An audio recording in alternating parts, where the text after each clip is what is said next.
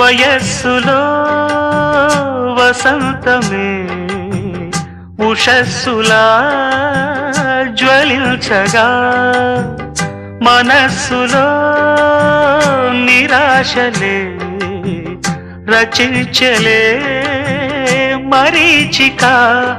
పదాల నాయగా స్వరాల సంపద తరాల నా కథ క్షణాలదే కదా గతించిపోవు గాథనేనని ఆమని పాడవే హాయిగా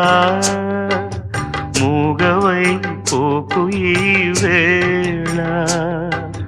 రాలేటి పూల రాగాలతో